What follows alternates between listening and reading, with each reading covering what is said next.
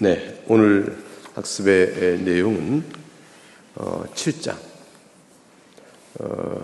그러니까 가정예배, 젊은이, 문의자, 하인들 등과 관련된 사역 부분에 관해서 장로의 부르심, 또 교회 안에서 이루어져야 할 여타의 일들.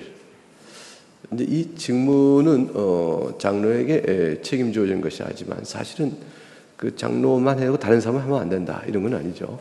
어떤 일들은 직무의 특수성 때문에 권한과 책임이 주어져서 해야 될 일이고, 어떤 일은 성도의 교제와 관계 안에서 누구라도 잘 이루어진 일들을 잘 도모할 수 있도록 하기 위한 책임이 더욱더 있다, 이런 의미가 되어지죠.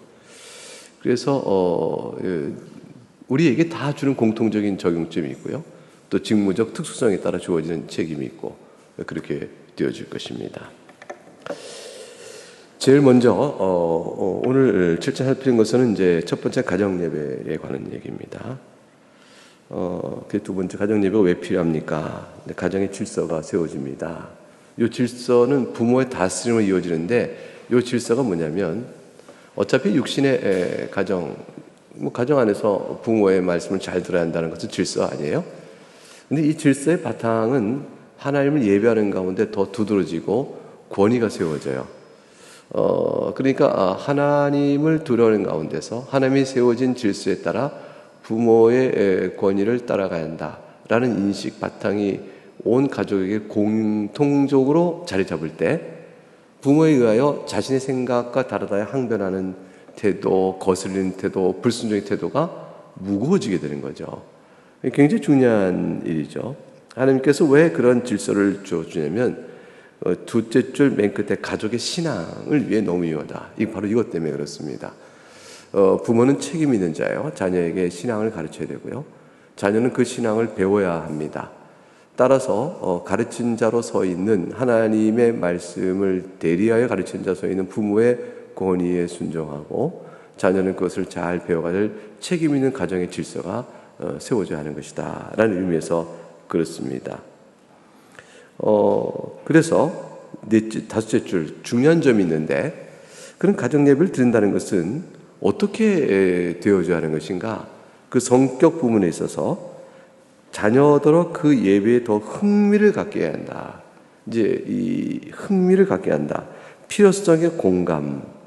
이 두 개의 인식이 가정에서 예배도 잘 드리게 되는 중요한 이치라는 거죠. 이 반대로 되어지면 가정 예배가 흥미가 아니라 무관심 또는 힘든 또는 억압, 이런 것으로 되어지지 않도록 해야 한다. 필요성이 인지 못해서 꼭 해야 하나라는 것에 대한 반발이 없도록 해야 한다. 이제 이것을 이제 어떻게 지혜롭게 할 것이냐라는 것이죠. 그것은 항상 답은 한 가지가 있습니다. 무엇을 해야 할 때 왜 그것을 해야 하는지를 잘 일깨워 아이의 마음속에 공감이 형성될 수 있도록 해주는 일들이 필요한 것이에요. 이거 해야 된다. 왜요? 이거 해야 되는 거야. 그래야 되지. 이렇게보다 훨씬 아이 마음에 동의와 예배의 자원성이 있도록 이끌어주는 하나님의 은혜를 구하며 나아가야 되어져요. 이거 억압이 아니요, 흥미요. 근데 흥미는 소위 재미있는 것이라고 해서 흥미 유발을 된 재미놀이를 하는 얘기가 아니죠. 예배 드림의 필요성에 대한 자각과 또 깨달음으로 인해서 하나님 앞에 나오자 하는 그 일의 즐거움을 아이가 갖도록 해주는 일이 필요하다. 그래서 그걸 위해서 피할 것이 있는데, 밑에 셋째 줄 보면 지루하지 않게 하고요, 형식에 치우치지 않게 해라, 이런 것이죠. 지루하지 않는 방법은 너무 길지 않아야 한다는 것이죠. 이 지루함의 이유는 여러 가지 있는데, 시간적으로는 너무 길면 안 된다. 그리고 두 번째는 잔소리 시간이 되면 안 된다. 지루한 거죠. 잔소리는 누구도 지루해요. 그래서 제일 사람이 듣기 힘들어하는 것 중에 하나가 설교잖아요. 또 설교하냐? 일반적으로 그렇게 얘기하잖아요. 이게 이제 예배 때 성도가 들을 때는 하나님의 말씀을 듣기 때문에 마음을 열어들어 그것을 감사와 즐거움으로 듣지, 일반인들에게 생활 속에 하는 모든 일들은 다 잔소리를 또 설교하냐, 이런 식으로 이제 빗대하는 말처럼 그게 이제 잘못되면 그렇게 되는 거죠. 아이들에게 했으면 하고 싶었던 평소에 자기 말들을 이렇게 그 시간에 늘어놓는 사설이 되어지면 지루하게 되어진 것이고, 분위기에 권위주의적 억압으로 하는 것도 아이에게 지루하고 힘든 게 되어지고요. 정서적 측면이 있는 거죠. 그러니까 복음적 정서가 있는 예배에 돼야 돼요. 복음적 정서 안에서 드려진 예배가 돼요. 하나님의 은혜에 감사하자. 용서하신 은혜가 얼마나 감사하냐. 이 기쁨을 표현하자. 라고 하여 이 은혜 앞에 나오는 복음적 정서가 충만하며 너무 길지 아니하며 또 잔소리를 하지 아니하며 라는 형태의 예배가 될 것이며, 따라서 형식이 너무 치우치지 않아야 한다. 그래서 이것도 하고 저것도 하고 이것도 해야 되는데 이거 못했으니 가정이 못했다 하지 않고, 오늘은 이렇게 하고 이 부분이 상황에 맞춰서 그럼 이 부분은 생략하고 이렇게 하도록 하자. 이런 순서적 융통성도 있으면서 이끌어가야 한다는 것이죠. 대체로 성경 구절을 가족들과 교대로 읽게 하면 참여가 되어져요. 참여가 되어지니까 그것은 이제 일종의 흥미, 적극적인 참여 의지에 기회를 주어지니까 일방적 수동성으로 인한 지루함은 벗어날 수 있죠. 자신도 참여하고 기도도 참여하게 하고, 이렇게 함으로 인해서 악기를 다루면 찬송할 때 반주를 한번 해봐라 할 수도 있고, 그리고 이제 말씀의 교훈과 적용은 무엇인지 돌아가며 얘기해보자 라고 할 수 있어요. 그러니까 가정 예배가 공적 예배와는 달리 나눔과 그다음에 교통의 의미를 가질 수가 있는 거죠. 그래서 영적 사귐의 의미 형태로 하나님 앞에서 나가는 시간을 가지면 좋다, 이렇게 되어집니다. 55쪽이 기도인데 짧더라도 즉흥적 기도 좋다. 바로 주 앞에서 엎드려 하나님 앞에 자기 언어로 기도하는 것이 좋다. 그러나 그것이 익숙치 않고 어려우면 기도문을 적어서 정해진 기도문을 읽는 것도 대안이 될 것이다. 그래서 적절한 기도문을 준비하여 그것을 사용하라. 그러나 바로 기도를 자신의 언어로 주 앞에서 하는 것이 좋다. 그 기도 속에는 하나의 말씀이 포함되면 좋은 것이죠. 그리고 신학적으로 정돈된 기도여야 돼요. 그리고 이제 특별한 때 특정한 주제를 놓고 합심해 기도하고 이런 일들이 좋죠. 토요일에 가정 예배는 내일 있을 주일 사역을 위하여 목사님을 위해서 기도하자, 예배를 위해서 기도하자, 이런 것들을 이제 우리가 각각 정하여 할 수가 있을 것입니다. 찬양은 굉장히 중요하다. 찬양은 예배를 지루하지 않게 하고 또 참여도를 높이는 일이 되어져. 찬양은 누구나 다 부르는 것이니까 그 찬양을 즐거운 소리로 찬양하는 일들을 하는 것이 좋다. 구성원이 찬양을 잘하려면 아이들은 다 찬양을 좋아해요. 어린아이인데 찬양을 싫어하지 않습니다. 그래서 어린아이 때부터 찬양을 불러 가정 예배하는 일에 익숙하면 아이들은 가족이 찬양하는 데 부끄럽지 않습니다. 그래서 찬양을 즐거워하게 하고 밑에 둘째 줄 쾌활하게 한다. 그리고 좋은 영향을 미칩니다. 이렇게 돼 있어요. 그래서 하나의 예시를 쭉 제공해 놨습니다. 그 다음에 이제 56조에 가게 되면 이제 교중에 이었을 사역 중에서 어린이 교육에 관한 중요한 내용들이 있습니다. 어린이 교육에 관한 내용은 자녀에게 이제 신앙 생활을 가르치는 것뿐 아니라 교회 안에서 아이들에 대한 관심을 갖는 영역까지 장로의 눈은 넓혀져 있어야 한다. 이렇게 되는 것이고요. 그리고 또 우리 교중의 권사님들도 마찬가지고 우리 교중의 뭐 집사님 마찬가지 모든 교인들이 다 속한 공동체 지체 어린아이들에게 살펴보는 일이 참 중요해요. 매주 어떤 교육을 받고 있는지, 학교에서는 어떤 일을 하고 있는지를 살피되, 여기서 이제 주일학교 교육의 길들은 뭔지, 또 일반 학교, 아이들 다니는 학교에서는 또 어떤 것인지, 또 일관 책들은 뭔지, 좋은 친구를 사기 위한 아이들의 교육 훈련을 쭉 시켜야 하는데, 일반적인 교육을 더하여 신앙 교육을 위해서는 어떻게 할 것이냐 할 때 밑에 셋째 줄에 아이들이 신앙적 측면에서 일반 교육을 받는 과정 속에 나쁜 습관이 형성되거나 좋지 못한 책을 읽는 일들이 없도록 살펴보는 일들이 중요하다라는 것입니다. 근데 같이 아이들이 일반 은총 안에서 교육을 받아 자라가는 은사 개발과 지력의 개발과 감성에 대한 따뜻하고 올바른 감성을 갖도록 이렇게 하는 것, 이건 세상의 영향을 받고 있거든요. 근데 그 부분에 대한 영향을 잘 봐야 돼요. 네덜란드 개혁교회는 이제 되게 이제 학교를 많이 세워서 그 언약 교회의 다른 학교를 많이 세워서 학교에서 기독교적 교육을 시키지만, 그럼에도 불구하고 역시 배우는 내용과 다뤄진 내용은 세상 일반 은총적 지식을 많이 배우는데, 그 가운데서 배우는 일들에 대해서 나쁜 습관 또 나쁜 책을 읽지 않도록 아이를 가려주고 하는 일들을 위해서 엄청나게 애를 써야 된다. 밑에 둘째 줄. 그래서 이제 이게 어려운 일이라는 얘기죠. 쉽지 않다. 그러므로 이런 일들에 많은 관심을 두어야 한다. 근데 이 모든 일을 바탕에는 사실은 하나님에 대한 복음적 신앙이 제일 중요해요. 복음적 신앙 교육의 기초가 잘 잡히면 이런 일들의 많은 해결점들을 봅니다. 근데 신앙이 안 잡히면 왜요? 꼭 그렇게 해야 돼요? 라는 질문 앞에서 답을 못 찾아가요. 우리가 해가길 바라는 모든 것들은 하나님을 믿음에 그리스도의 용서 안에서 살아가는 신자로서는 이렇게 되는 전제 때문에 나오는 적용적인 교육들이거든요. 근데 그것들이 이제 길을 못 잡게 되어지는 것이죠. 신앙이 바탕이 되지 않으면 그렇게 되어진다라는 것입니다. 57쪽 가면 아이들의 신앙 교육은 어떻습니까? 장로는 자신이 특별히 관심을 가질 의무가 있다고 느낄 것이다. 부모는 물론이고 교회 전체가 우리 교회에 속한 아이들의 신앙 교육에 책임을 져야 하는 것입니다. 라는 것이 위에서 넷째 줄에 있는 거죠.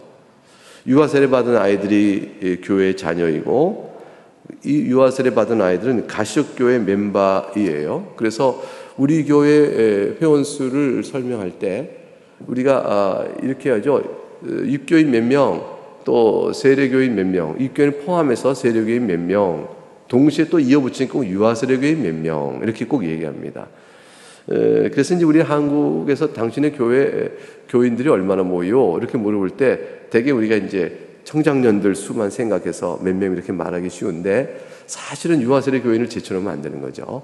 가시적 교회 안에서 유아세례 교인이 됨을 선포하노라, 이렇게 되어지기 때문에 우리 교회입니다. 따라서 그들이 또한 양떼요, 어린 양들을 살피는 것이 주님의 명령이기 때문에 아이들에 대한 신앙이 어떻게 돼갖고 어떻게 서 있는지를 살피는 일은 아주 중요한 일이다.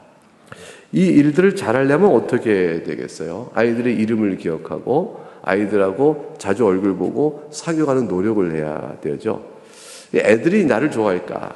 이제 좋아할 수 있도록 해야 되는 거죠. 그래서 이제 이름 불러주고, 그러냐? 이 할아버지가 놀아줄까? 싫어요. 그러면 또 다음에 실망이다. 그리고 또 하고 그러면서 아이들 관심 있게. 그래서 이제 어떤 분은 이제 점심을 먹고 예배 마치고 교육 프로그램이 따로 없는 그 시간 사이에 은사에 따라 다양한 걸 하는 거죠. 아이들하고 가령 뭐 이렇게 종이접기인데 십자가가 나오는 게 있어요. 그러니까 기독교적 종이접기, 신앙 가르친 종이접기 뭔가 유튜브 찾아서 배워 익혀서 아이들하고 골라서 이 종이를 색종이 나눠주고 한번 접어봐라. 이렇게 접어봐라. 쫙 피니까 예수님 십자가 나오지 않냐. 뭐 이렇게 뭐 아이들하고 그 신앙을 그렇게 놀이를 갖고 아이들하고 이런 시간을 갖는 나이든 교인. 어느 분은 이제 동화 구연을 잘해요. 아니 동화책 읽기를 잘해요. 그러면 꼭 아이들한테 이제 그런 이제 성경 스토리텔링을 해주는 거죠. 그래서 딱 20분. 에드모에라, 오늘은 내가 재밌는 하나님의 이야기를 말해줄게. 듣기 원하는 아이들 한 명만 데려가면 다른 애가 또 붙어요. 애들은 따라 붙기 때문에. 그래서 한 뭐 서너 명 그렇게 앉혀놓고 이렇게 한 20분 정도 스토리텔링 해주면 또 좋죠. 이제 그런 식으로 어떻게 아이들하고 접촉점을 갖고 해 나가는 거죠. 그런 일들을 생각해보는 노력들이 있는 거죠. 이게 좋은 것 같아요. 아주 좋은 일이죠. 아이들하고 그냥 이름 불러서 그냥 사귀고 간단한 놀이를 해줘도 좋아요. 그러면서 하나님 믿는 이 안에서 아이들이 교회에 오는 즐거운 활력들을 얻게 되거든요. 아이들은 다양한 정서적인 상황 속에 있기 때문에 그 정서 상황을 만져주는 다양한 활동들이 필요해요. 활동들이. 아이들을 만일 정적으로 딱 묶어놓고 지적으로만 뭔가를 가르친다 해보세요. 그 수용성이 생기나? 수용성이 안 생기거든요. 그렇기 때문에 그런 부분들을 잘 지혜롭게 해야 합니다. 유아세례 반대자들이 뭐냐면 아이들이 신앙도 없는데 세례를 줘서 결국은 무의미하게 되고 나중에 성이 돼서 신앙도 없는 자들이 세례 받은 자처럼 이거 안 된다. 이게 신앙 고백 없이 세례를 주는 게 말이 되느냐라는 식의 구실로 반대왔는데 하나님의 언약 아래 있는 가정의 자녀들은 법적인 의미에서 언약의 자손이에요. 이게 생명의 언약으로 나아가는 일은 그도 역시 중생의 은혜를 받은 자임을 표하고 교회 앞에 신앙적 헌신을 해나가야 돼요. 그 하나님 앞에 신앙적 고백을 해나가는 과정이 필요한 거죠. 그래서 우리가 성찬의 회 오늘글을 세우고 우리와 같이 동일한 생명의 언약의 참여자임을 확인하게 되는 것인데 인간의 관점에서 가시적 교회 안에서 근데 그 전까지라도 법적인 언약의 대상이에요. 그것이 이제 외적인 언약의 대상이다 말하지만 법적으로는 성도의 믿음의 부모의 안에 있는 자녀는 법적인 언약의 자손이에요. 생명의 언약의 자손으로 신앙이 스스로 드러나 표할 수 있도록 잘 가르치는 이제 아이들이 입교하기 이전까지 우리의 과정이겠죠. 근데 이런 일들을 위해서 잘 가르치면 소위 신앙도 없는데 세례 주느냐 이런 식의 유아세례 반대로 이제 빌미를 제공해 주지 않는 거죠. 그래서 반복해서 가르치고 그리고 주일학교를 잘 세워 운영해야 되며 그래서 우리 보이는 교회 안에 울타리 속에 아이들을 잘 보호하고 있어야 합니다. 부모가 그런 신앙의 교육을 전적으로 교회에 맡겨 게을리해서는 안 되고 교회도 그 책임을 부모에게만 전적으로 넘겨 교회가 그 책임을 방기해도 안 됩니다. 그래서 주일학교가 꼭 있어야 되는 것이에요. 예배를 언약 공동체로 같이 아이들과 예배드리는 교회가 예배를 같이 드린다 할지라도 아이들을 위한 교육 프로그램을 다양하고 적극적으로 운영하며 활동하고 또 부모들의 의사와 교회적인 지도력이 합쳐져서 여러 가지를 해나가는 일들을 돕는 일들은 굉장히 필요한 일이고 권장할 일이고 또 해야 될 일이에요. 그러면 이제 특별히 장로의 특별 직무와 관련해서 어떠냐? 장로님 몇 분 계시다면 교구의 관할이 이루어지지 않겠어요? 그 관할 내에 있는 아이들이 어떤 아이인가 생각하고 최선의 그 아이들이 소율이 문답의 교훈들을 마음에 잘 가질 수 있도록 돌보는 일의 목표성을 갖고 부모들에게 이걸 알고 있는지 또 아이들이 정서적으로 상처를 받거나 어려움은 없는지 설교는 잘 듣는지 듣는다면 그것을 위해서 어떤 이해가 필요한지 등등을 살피는 일들을 해야 합니다. 물론 출석 여부를 확인하는 것도 중요한 일이죠.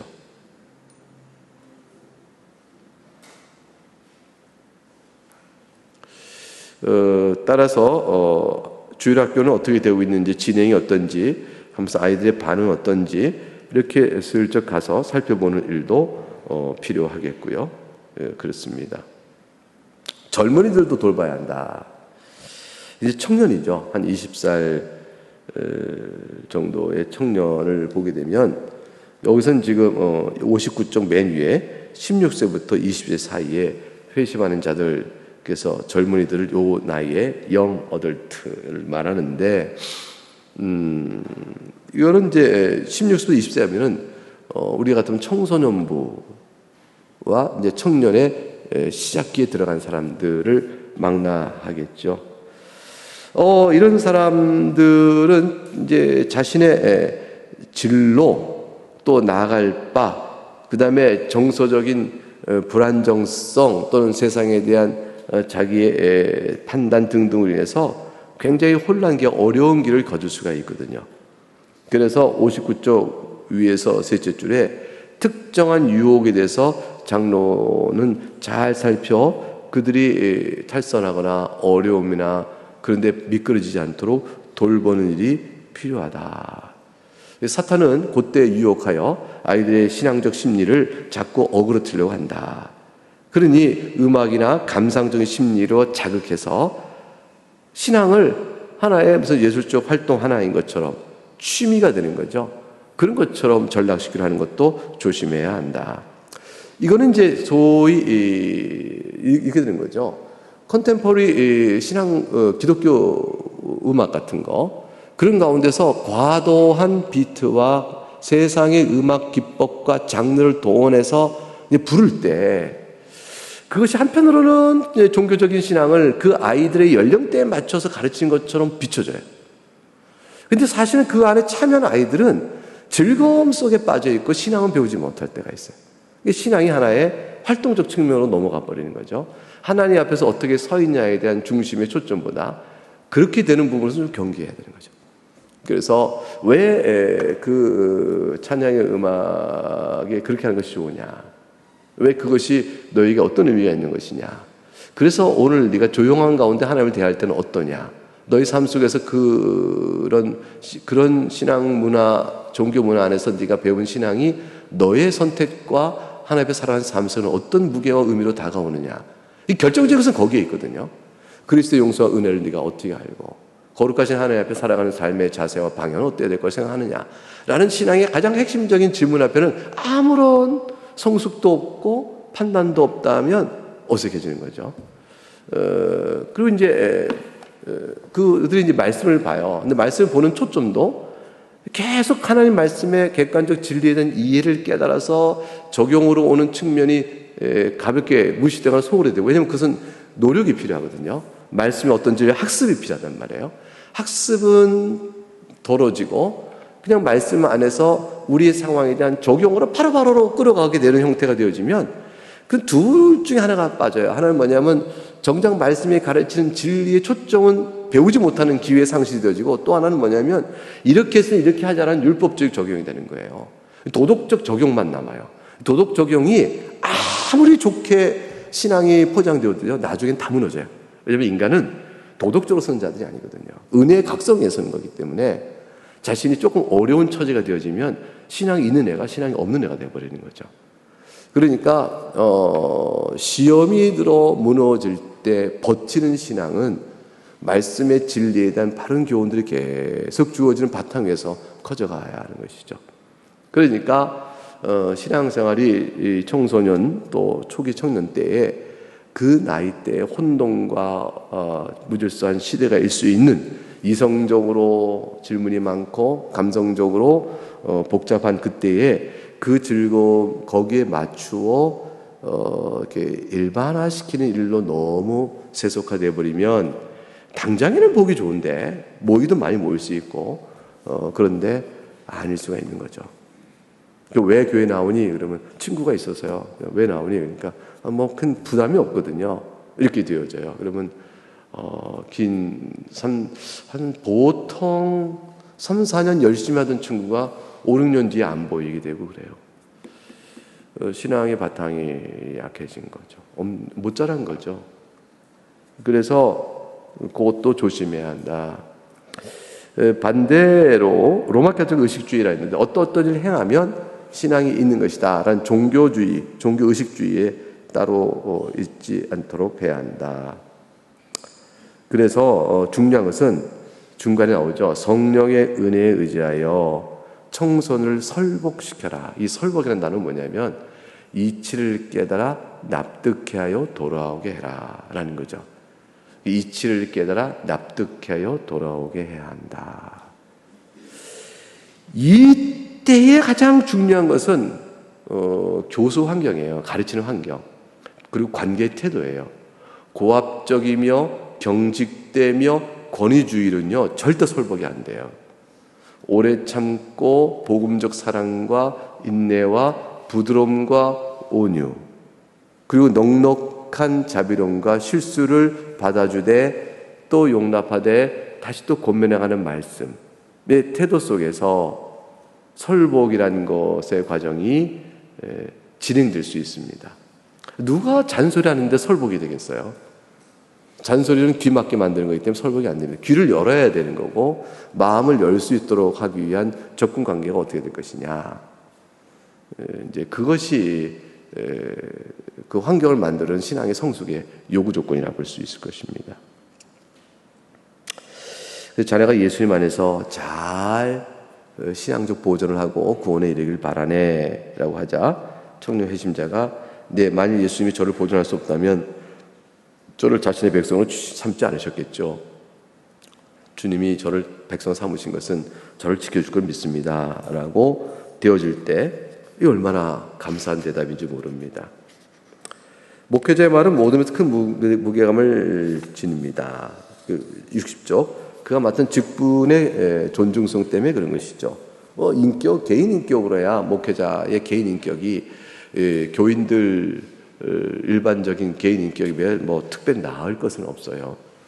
못해서는 안 되기 때문에 그렇지만 그래서 개인 인격이 더 뛰어나겠습니까? 그냥 그렇죠. 그런데 그가 맡은 직분이 귀하기 때문에 그 직분의 존중성으로 목회자의 말을 무게감 있게 들어주고 또 그 앞에서 조심하고 또 존경을 보낼 수 있습니다. 그런데 이 목회자가 장로는 좀 다른 점이 있다는 거예요. 이 장로님은 훨씬 더 생활 속에 들어가 있는 경험의 공유자예요.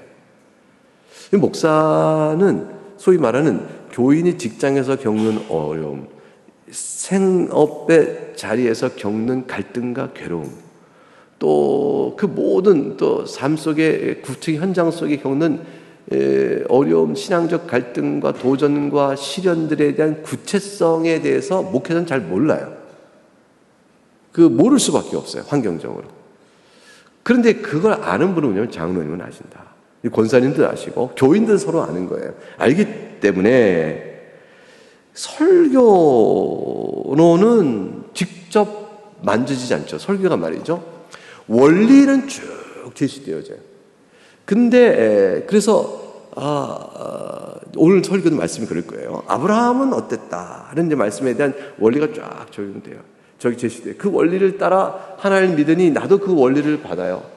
받고 나가는데 나의 삶의 구체적 현장 속에서 어떻게 이걸 적용하고 나가며 힘을 얻어 내가 하나님 앞에 더 나갈지에 대한 요 부분에 대한 직접적인 아주 세밀한 타치는 설교사 못해요. 그거는 설교라는 성격 자체가 교인들 개개인의 특별한 경험들을 다 만져줄 수 없고, 둘째는 개개인의 모든 경험들을 목사가 잘 알지 못하고, 그죠? 셋째는 설교 안다 할지라도 그것을 다 말할 수는 없고, 이런 점이 있는 거죠. 그래서 설교의 적용점에 관하여 설교학적으로는 일반적 원리에 대한 적용이 있고, 그 다음에 구체적인 삶의 적용점을 잡는 것까지 나가도록 하지만, 구체적 적용점이라는 것은 아주 단순해지거든요. 이웃을 사랑하고 형제를 사랑합시다. 원리가 나와요. 그리고 그 말씀 받고 각각의 내가 형제와 이웃을 사랑하는가, 내 마음에 사랑 없을 주 앞에 고백하고, 내가 외면해왔던, 의도적으로 미워해왔던, 또 미운다는 마음을 갖지만 싫어하거나 회피해왔던 사람은 없는가 생각하면서 하나님 앞에 마음을 내어놓을 때, 그때 구체적인 적용은 뭐겠어요? 다가가서 빵긋 한번 웃어봅시다. 손 한번 내밀어 악수 한번 해봅시다. 일부러 다가가서 얘기를 한번 걸어봅시다. 또는 밥 먹을 때 옆자리에 앉아 밥 먹는 기회를 만들어 봅시다. 이런 게 이제 구체적 적용이거든요. 이 적용점을 설교 때 다 일일이 다 해야 되는가? 이런 부분에서 어려움이 있어요. 그것도 역시 일반적인 적용에 그치는데, 이 부분에 대한 상담 내지는 신앙적 대화를 누가 할 수 있느냐? 교인들 상호간이요, 교인들 간의 어른이요, 장로요, 권사요 할 수가 있는 것이죠. 그래서 위에서 5줄 보게 되면 어떤 면에서는 목사가 아니라는 점에서 서로 공통점이 있는 거죠.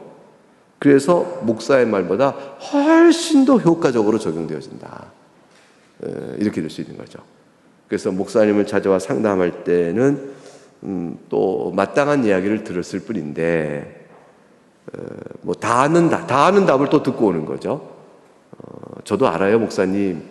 근데 그래서 찾아온 건데 더도 아는 얘기를 또 듣네요. 이렇게 되는 거죠. 그러나 또 한 번 다시 들으니 제가 마음에 그 말씀을 더 힘있게 적용해보려 힘을 붙잡을게요. 이러고 돌아오는 거예요. 근데 이제 성도 서로 간에 특히 이제 장로님에게 찾아왔다, 권사에 찾아왔다 그러면, 그런데, 나도 그런데 하고 삶의 얘기가 좀 더 구체화되는 것이죠. 자녀에게 주어질 때의 얘기가 좀 더 다시 나옵니다. 자녀에게 주는 언약적 축복은 바로 밑에서 다시 쭉 올라가게 되면 하나님이 주시는 언약의 자상함이다. 언약의 자상함. 얼마나 부모에게 주는 교훈이 가능한가. 자상함과 배려를 통한 언약의 교육, 그런 것들이 좀 필요하다. 그래서 61쪽에 세례를 처음 받는 아이들에게 주는 기쁨, 이것도 얘기 잠깐 나왔고요. 61쪽에 중간 단락 보게 되면 육신의 정욕, 안목의 정욕, 이생의 자랑과 같은 세상의 조류가 예전보다 더 일찍 요즘 아이에게는 밀려옵니다. 여러분, 이 책을 쓴 분이 19세기 사람이죠? 지금은 21세기. 지금 훨씬 더 조숙하게 빨리 오죠. 뭐 사춘기가 빨리 올 뿐 아니라 신체적 성숙도 그렇고 또 밀려오는 이 세상의 풍조와 인생살이에 관한 많은 것들이 훨씬 더 빨리 돌아와요. 그리고 이제 요즘의 애들은 따라서 교육받으면서 의무보다 권리에 대한 주장이 더 목소리가 높아지고 있죠. 그래서 그게 얼마나 힘든지 몰라요. 예컨대 학교의 환경을 생각해 보세요. 학생으로 지켜야 할 의무, 또 학부모로서 아이를 학교에 교육을 의탁하면서 가져야 될 학교 질서 안에서 자기 지켜야 될 의무, 이런 것들은 아주 관심을 두지 않고 권리를 내세우잖아요. 학생의 인권 권리라는 것이 학생의 책임져야 될 의무에 대한 부분과 균형 있게 되고 있는가. 교사의 교권 자체가 학생의 권리 앞에 완전히 밀려나오고 있죠. 학생들 지킬 의무에 대한 교사의 권리적인 측면이 무시되고 있고요. 그러니까 교권이 어려워지는 것이죠. 이게 사회적으로 모든 게 다 이렇게 되어지니까 아주 힘든 일이 되고 말았어요. 누구를 가르쳐서 배우고 바꿔가게 한다는 자체가 교육 자체가 안 되고 있어요. 가정에서도 안 돼요. 왜냐하면 부모의 말에 불순종의 분위기가 훨씬 강해졌어요.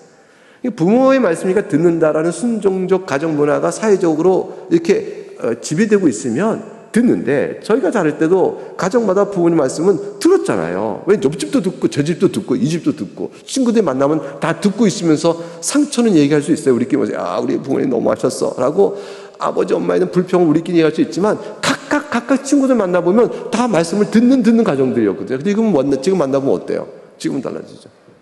이제 부모 말 불순종하죠. 왜? 그리고 재밌잖아요. 부모는 아이한테 존댓말 쓰고 아이는 부모한테 반말 써요. 요즘 너무너무 그래요. 아유, 그러셨어요. 저러셨어요. 이게 예뻐서 할 수 있고, 아이가 1살, 2살 때, 0살부터 1살 사이에는 아이를 보호하고 깨느라고 그랬어요. 이렇게 할지 모르지만, 절대 그게 애가 자라면서까지 되어지면 질서가 좀 다 무너져요. 좋은 거 아니에요. 어떻게 아이가 부모한테 반말하고 아이는 아이한테 존댓말해요. 그렇게 가르치면 안 된다. 이제 62쪽에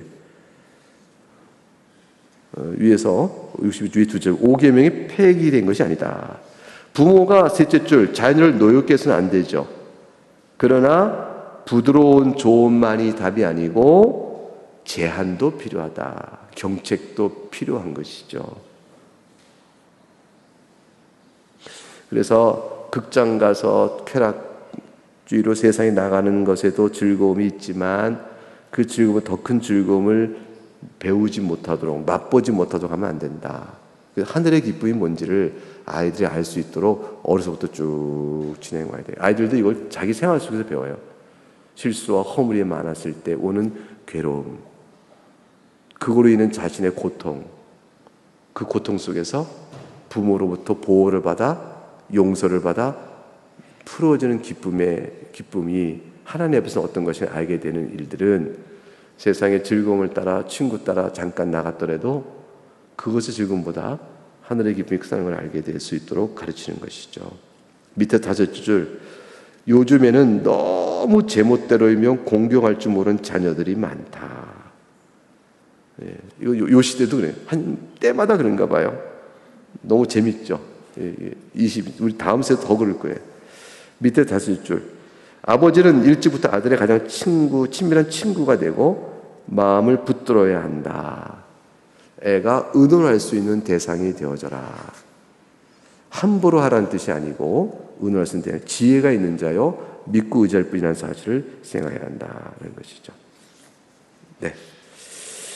나머지 63쪽의 내용 위에서 넷째 줄, 아이들에게 재미있고 유익한 날이 주일이 될 수 있도록 여러 가지 방법을 생각해 보자.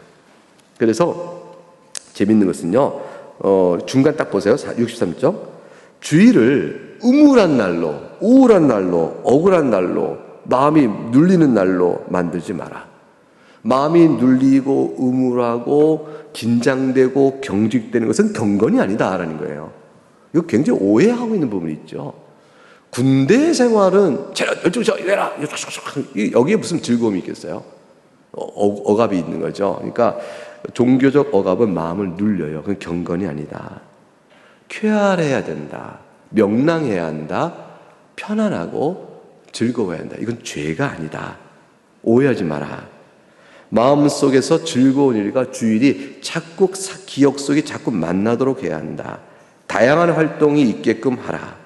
어린 시절에 가만히 못 있는 성향이 억압으로 눌리면 애들은 뛰쳐나가게 되어진다. 반발이 되어진다.